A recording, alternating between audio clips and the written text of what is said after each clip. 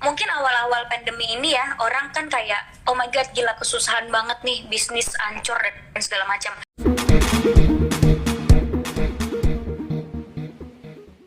Tapi lama-kelamaan we adapt to this new normal. Kayak udah banyak orang yang akhirnya beradaptasi sama kehidupan normal yang baru ini, dan akhirnya memanfaatkan peluang dan lebih menggali lagi potensi diri mereka gitu. Kayak, oh ternyata masakan gue enak, oke gue buka aja frozen food online. Oh ternyata gue bisa nih bikin kopi, oke gue bikin deh kopi. Karena aku juga banyak terima telepon gitu dari temenku, lo suka kopi gak sih, gue lagi bikin kopi nih gitu kan. Padahal tadinya kayak, hah masa sih gitu lo bisa kering. Bahkan manajer aku sendiri loh, karena kita kan industri film itu kita kerja lapangan jatuhnya ya. Jarang banget kita tuh diem di rumah, itu like a rare moment ever, jarang banget. Apalagi manajer dari PH1 ke PH1 mobilitasnya tinggi gitu ya, terus tiba-tiba manajer aku harus diem di rumah, dan aku tahu banget dia tuh nggak betahan orangnya.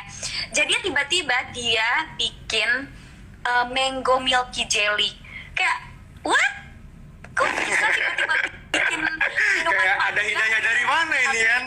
Manajer aku yang satunya lagi, iya, terus manajer aku yang satunya lagi bikin kue kering. Ini aku sampai taruh kamar, ini kue kering manajer aku. Jadi kayak, loh tante selama ini bisa bikin kue? Bisa lah, emang aku hobi gitu.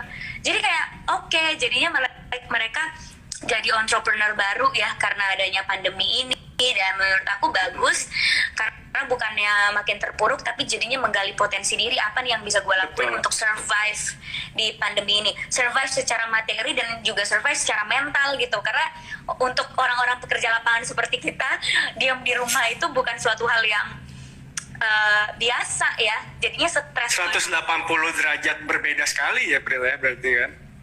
Beda banget, karena beda aku banget. Kan kerja di film, walaupun aku juga kerja behind the table gitu, aku juga kerja kantoran gitu, kadang suka ngatur bisnis aku sendiri, datang ke kantor dan segala macam. Tapi itu juga jarang, aku kadang kerja ya di lokasi syuting, terus kerja sambil aku di cafe segala macam di belakang laptop, nggak pernah yang di rumah for like berapa jam ngelihat laptop terus.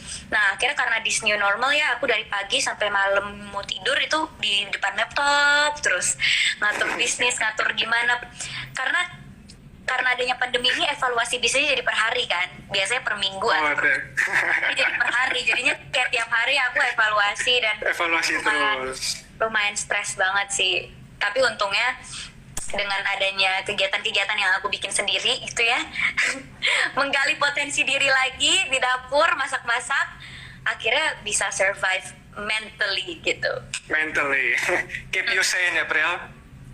Kenapa? Yes. Keep you sane ya. Itu yang paling penting banget, dan ngelakuin live ini juga keep me sane juga sih. Bisa at least I can talk to people and can share my thoughts.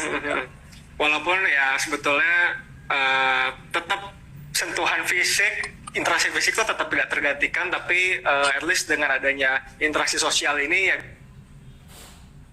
Help me, gue kangen sentuhan manusia. Gue kangen sentuhan manusia. Dan aku ketawa. Akhirnya kemarin aku sempat keluar rumah untuk kerja. Akhirnya kayak, boleh nyentuh gak sini? Boleh gak sih kita sangat? Karena kan tetap physical distancing. Iya, tapi bahaya juga kalau nyentuh orang ya, itu. Gue juga pengen nyentuh lo nih, lo udah pakai gue udah pakai hand sanitizer. Ya udah deh, sentuhan. Jadinya kayak lucu-lucuan gitu ya. Oke, ya. Jadi kamu selama di rumah aja, khususnya bulan puasa ini, selain masak, ngapain lagi Bro? Ibadah tentunya.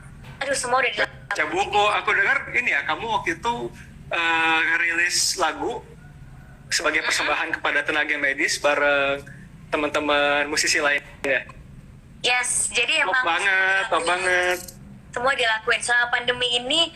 Pas aku breakdown lagi, itu sekitar ada 4 project kali ya yang tiba-tiba launching. karena di pandemi ini aku berusaha untuk tetap produktif gitu. Jadi kayak aku launching lagu, alhamdulillah kita dapat Muri sebagai kolaborasi terbanyak. Terus juga aku bisnis baruku, bisnis clothing line-ku tiba-tiba virtual launching launching, terus bisnis emasku virtual launching juga, terus launching buku puisi ketigaku gitu. Jadi kayak ya sebenarnya bisa produktif juga sih, cuma dengan cara yang beda gitu ya, produktifnya dengan virtual kayak gini. Jadi kayak semua aku lakuin deh Cakra, olahraga setiap hari. Awal-awal quarantine tuh benar-benar setiap hari olahraga sampai udah nggak tahu lagi mau gerakan apa lagi ya, udah bingung banget gitu. Semua gerakan Sampai udah sekarang dicobain ya sama. udah dicobain. Sampai sekarang ya udah males kayak, aduh mau olahraga apa lagi sih, percuma juga nggak keluar-keluar, udah deh nggak usah deh. Akhirnya dia udah males. Sampai bikin bikin spaghetti, bikin resep-resep yang nggak pernah tuh. Nggak sih, kadang aku masak emang cuma buat orang rumah aja, atau kadang aku kirim ke temenku, kadang dia ngeliat snapgram aku, lo masak ya hari ini, kirim dong, akhirnya aku kirim. Karena lumayan ya, takutnya lebarannya jadi lebaran kalau misalnya semua itu. Gak apa-apa, yang penting tetap sehat. YouTube, Nah, kalau berarti kan sekarang udah hari ke-27 ya. Minggu ini lebaran ya, April ya? Iya dong, gila yang 4 hari lagi dong berarti, lebaran tanggal 23 ya berarti? 24. 24. 24 insya Allah, iya. Ini Minggu. tanggal berapa sih? Ini tanggal 20. Oh my god, gak nyampe seminggu lagi loh. Kita udah Iya, lebaran. udah minggu ini, by this week. Ya, Nah, kalau misalnya di penghujung bulan Ramadan gini, dekat-dekat lebaran, biasa ngapain aja, April? Tahun-tahun sebelumnya? yang pastinya aku tuh keluarga besar banget ya. Jadi keluargaku yang dari misalnya dari mama, ada beberapa keluarga yang mungkin masih stay di Ambon, itu dia mudik ke Tangerang. Terbalik ya mudiknya, karena kebanyakan mayoritas keluarga udah di Tangerang semua. Jadi mau nggak mau yang di Ambon yang ngalah, jadi yang di Ambon yang ke Tangerang gitu untuk silaturahmi.